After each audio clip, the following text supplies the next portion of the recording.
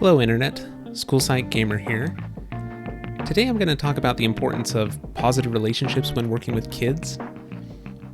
This definitely applies with students that I work with in schools, but I've also seen how important it is with my own kids. Now, I've been playing Valheim for a while, and I've had a lot of fun with it. As you may have seen in the last recording, I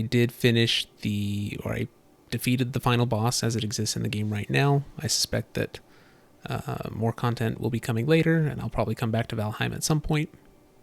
But today I'm playing a game called The Witness, and The Witness is a game where you solve a whole bunch of puzzles on this beautiful, vibrant island. And honestly, I started playing this game, I don't know, probably 2 years ago, something like that.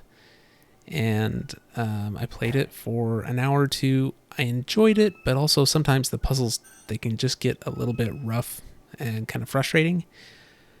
So I think I stepped away from it. I don't think I've been back since. So at this point, I'm just mostly trying to re-familiarize myself with the game and try and kind of relearn things that I'm expected to know at this point. Right now I'm doing a puzzle where you have to complete this maze, and you have to select all of the colored dots along the way. But you can only see one of the lines, but at the same time I'm actually drawing a duplicate line, so I've got one line in blue and another line in yellow, but you can't see the yellow one. And it just mirrors your movement. So you've got to complete the maze and get the correct color for the correct line, all without being able to see one of them. So there, I just barely completed that one. Anyway, so you'll see me do a lot of puzzles today. Within the field of school psychology, a lot of our training involves how to work with students with behavioral challenges.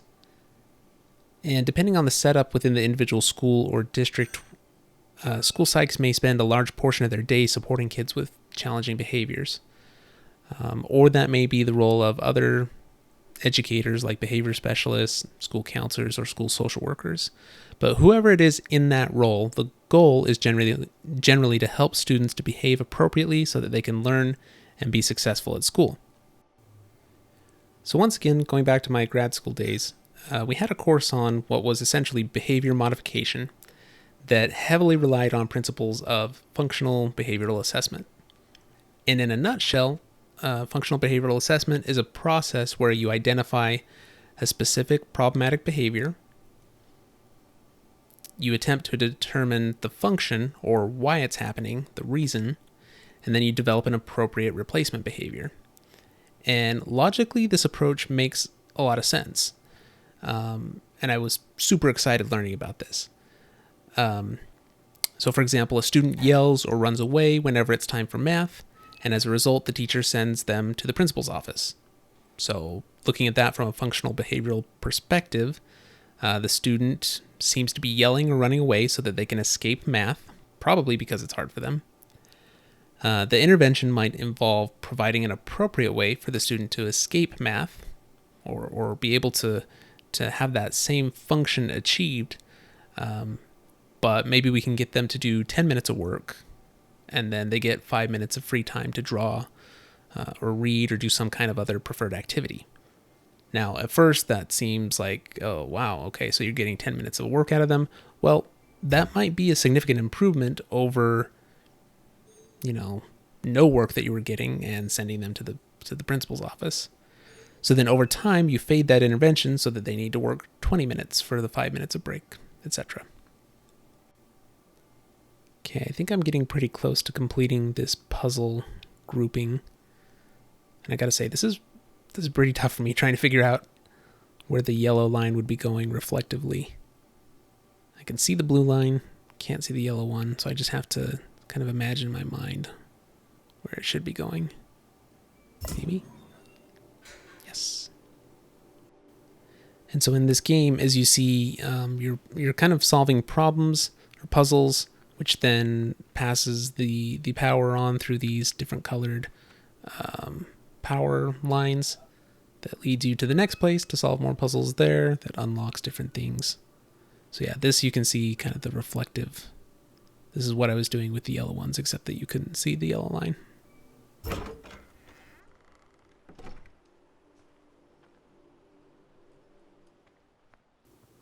And now I come to the next set of puzzles.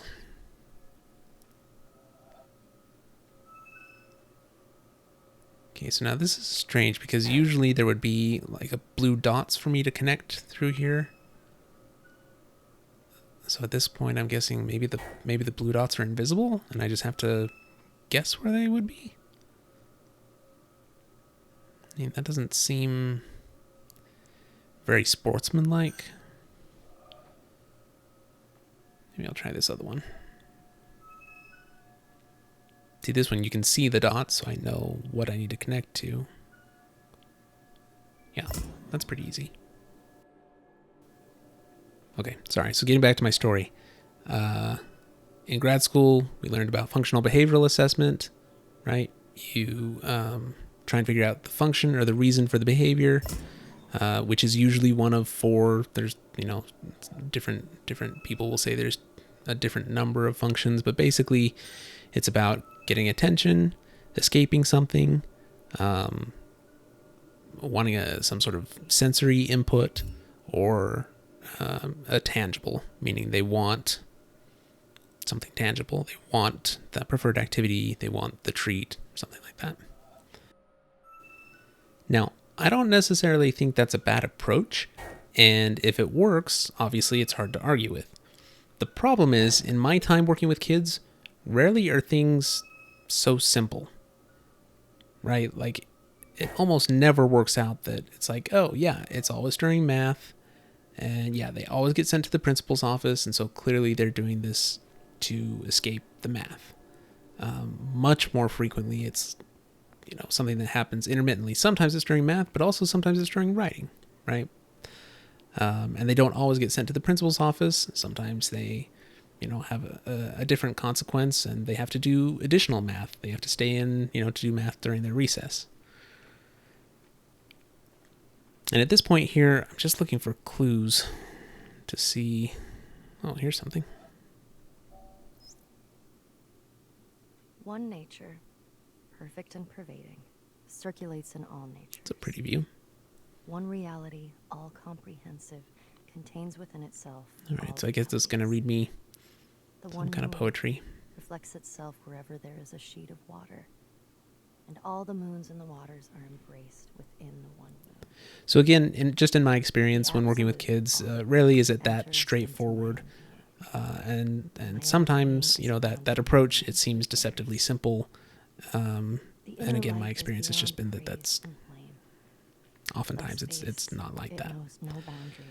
And to be clear, I'm not talking about the 80 to 90% of kids who don't have major behavioral challenges anyway. With those kids, even simple approaches like giving a sticker occasionally for staying on task, or a pat on the back and a thank you for working hard, often that can be enough. While you can do neither, it goes on. But for those kids that have really challenging behaviors at home or at school, I found that rarely is there one exact function for their behavior. So it's not always that they want to escape something. Sometimes they want attention, or sometimes they want to keep doing what they were doing before.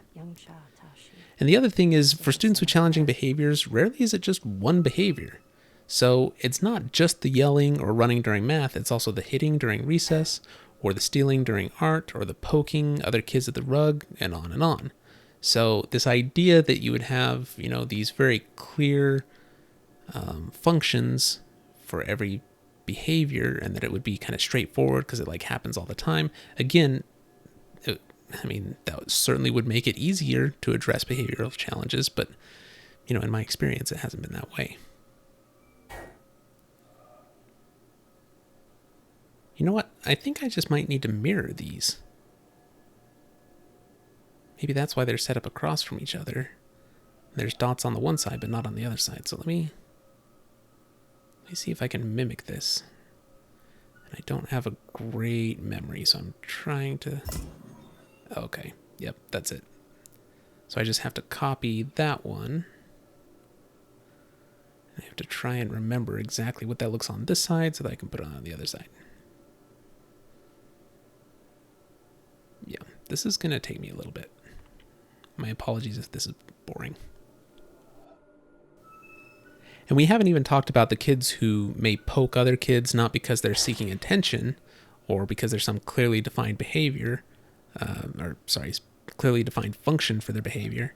Maybe they have ADHD and they're just impulsive. If you ask them why they did it, they might say, I don't know. And that could be the honest truth.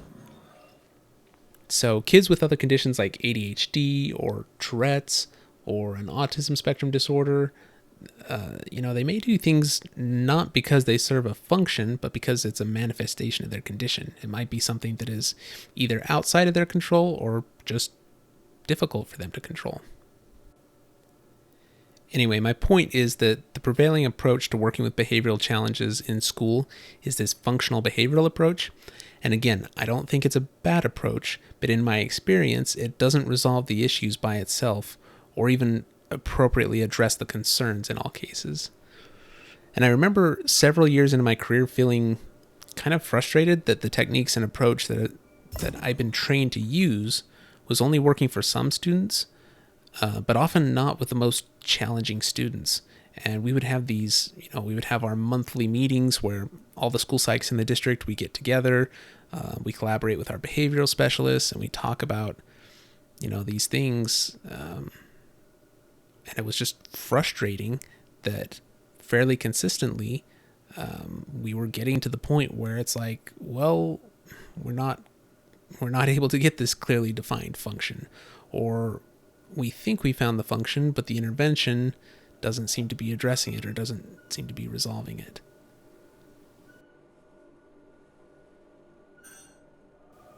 Okay, now this is kind of weird because this last one is not matching up with the others. Like the others were direct reflections of each other,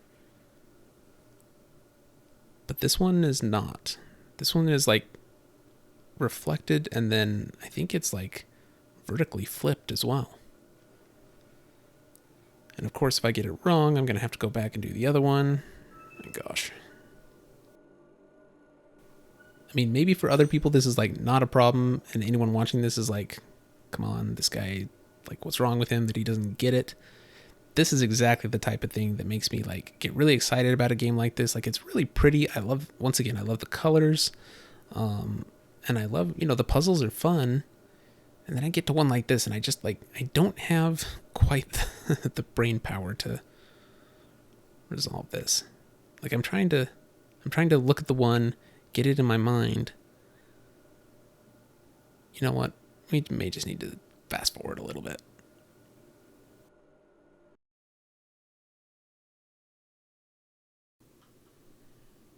Okay, so this is a good 5 minutes of time that I'm going to spare you of trial and error. I did finally figure this out.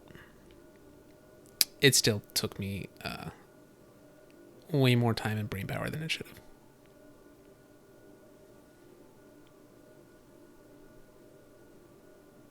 But I'm going to make sure I get it right.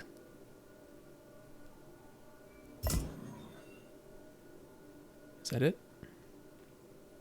Yes. Okay. All right. I've unlocked the next piece. Oh, that feels good. So I don't remember exactly when it was that my personal approach started to change, and it wasn't in response to any single book that I read or training that I received, but more of kind of like a gentle steering as a result of many conversations and different things that I was exposed to. So several things that I can think of that helped shape my view included books by Dr. Ross Greene, as well as a book called The Behavior Code, learning about ACEs or adverse childhood experiences, and then something called the 2x10 intervention. So now I've got a nice laser beam that's pointing me to the next area to explore on the island, and I'm going to do my best to try and figure out how to get there. This side looks prettier, so I'm going to go this way.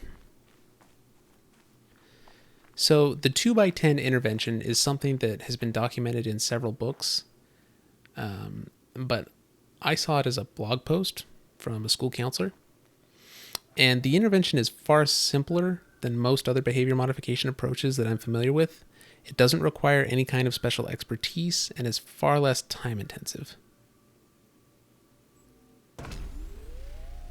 Okay, so it looks like I just have to draw a line to where the apple is on the tree.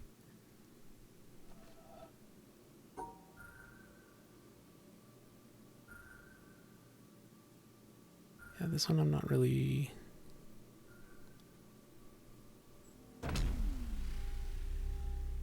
Okay, obviously I did something wrong there. Oh, yeah, there's the apple. This intervention, the 2 by 10 intervention, works like this. You spend 2 minutes every day talking to the student or the child about whatever they would like to discuss. And you do this every day for 10 days. So 2 minutes for 10 days, 2 by 10. And the discussion is about how their weekend was, what kinds of things they're interested in, what they like to do for fun, things like that. It is important that this discussion is not about their behavior, and it should not in any way be contingent upon their behavior. In other words, this is something that you do because you like them, you appreciate them, and want to build your relationship with them, not because they've been behaving and they've earned it. And that's basically it. So it takes about 20 minutes over the course of 2 weeks, and it's about stuff that's much more enjoyable to talk about than behavioral concerns anyway. So how does it work? Again, the whole goal is about building relationships, and students are much more likely to behave better for adults that they like and that they know like them. Or as another school psychologist puts it, when it comes to kids with challenging behaviors, happy kids don't punch you in the face. Similarly, kids that know you legitimately care about them are much less likely to behave poorly in your class or in your home.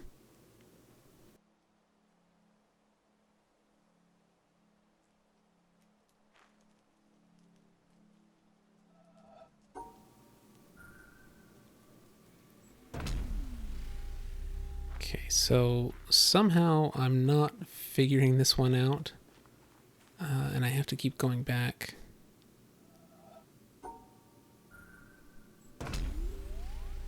I'll get there eventually. So this 2 by 10 intervention is I think a great intervention. It's clearly not a magic bullet. It will not completely eliminate all undesirable behavior, but it does help to drastically reduce concerning behavior and increase desired behaviors. So if you have a good relationship with students or with children, even though that doesn't mean that they'll never misbehave, that misbehavior should go down drastically. And this isn't just in my experience either. So in an analysis of 46 studies, researchers found that strong teacher-student relationships improved short-term and long-term results in basically every single way that a teacher or an adult would want.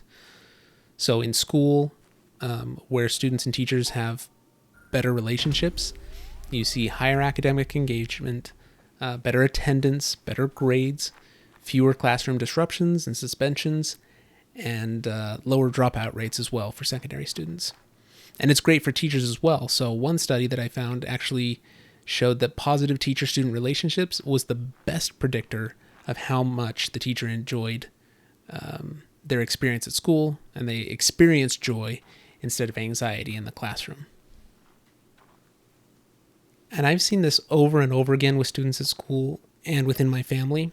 So there have been times at home where my kids have a harder time following instructions or being kind to each other, helping out with chores, things like that. And we've used reward charts, token economies, all sorts of approaches in all kinds of variations with varying levels of success. In general, those things that work for a little bit don't tend to work real well over the long term.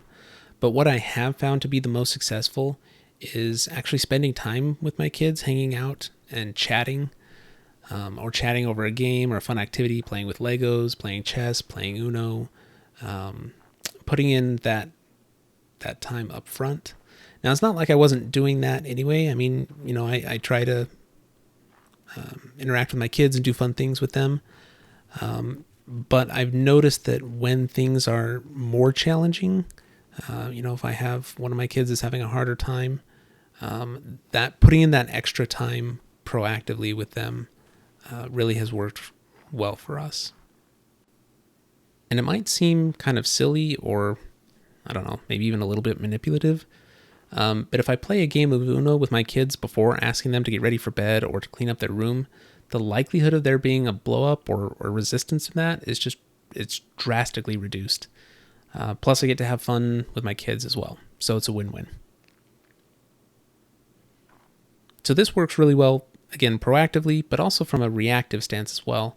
I've seen that taking kind of a more relational approach when things go wrong tends to work so much better. In other words, if I keep in mind that maintaining or strengthening the relationship with the child or the student is the goal of any interaction, then when they're having a hard time following directions, it really helps me to have a more empathic approach rather than a punitive approach. Which I'll be honest, for me, that is kind of more my natural inclination, especially with my kids. I tend to go more towards implementing consequences rather than focusing on the relationship. And so that is something that I continue to work on. And it's silly because I've seen it be so much more effective. It's just so much better. If one of my kids is having a hard time, it is just so much better to put my arm around them, give them a hug, tell them I love them, and tell them that I'm there to support them and focus on the relationship. It works so much better than, saying, well, if you don't do it, then, you won't be able to participate in this fun activity later. Sometimes that works, but rarely in the long term is that more effective.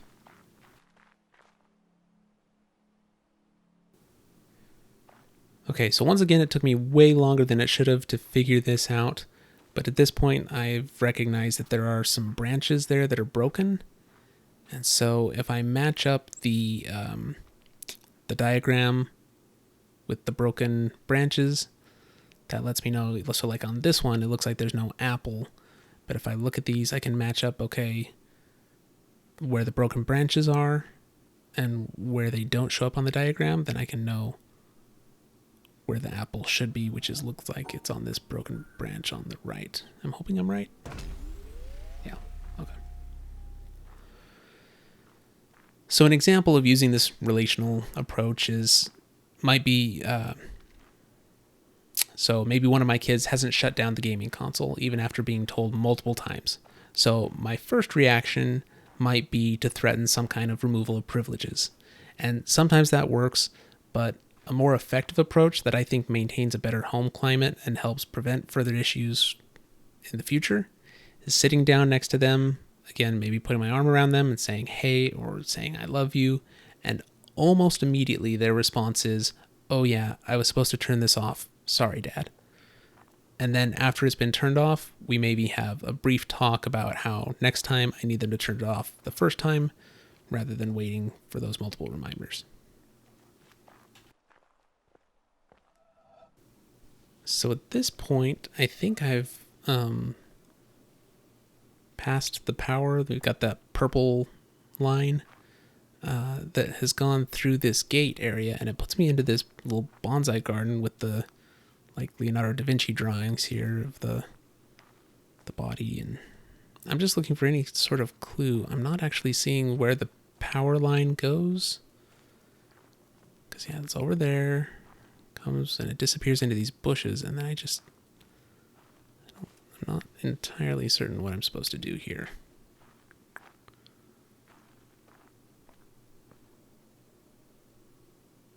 I think this is kind of cool. And in this game, you can't jump at all. So you just walk around or you can sprint around, but you can't jump. So if this were any other game, I would be trying to jump across to those rocks, but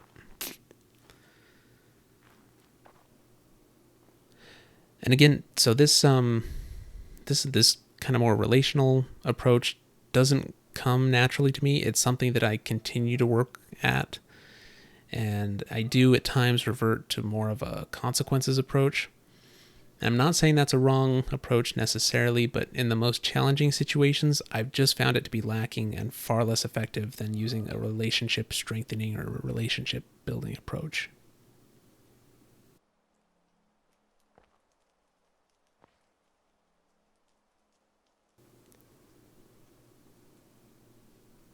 I mean, I'm guessing this is some kind of clue. Obviously, I mean, everything in this game is probably a clue.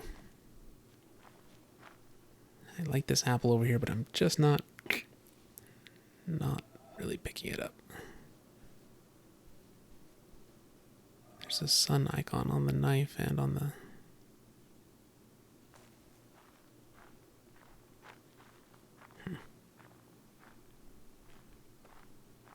Well, I don't know.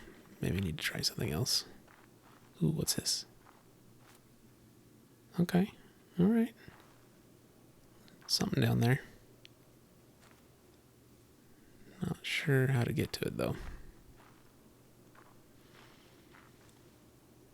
And once again, any other game, I'd be jumping down there, but not in the witness.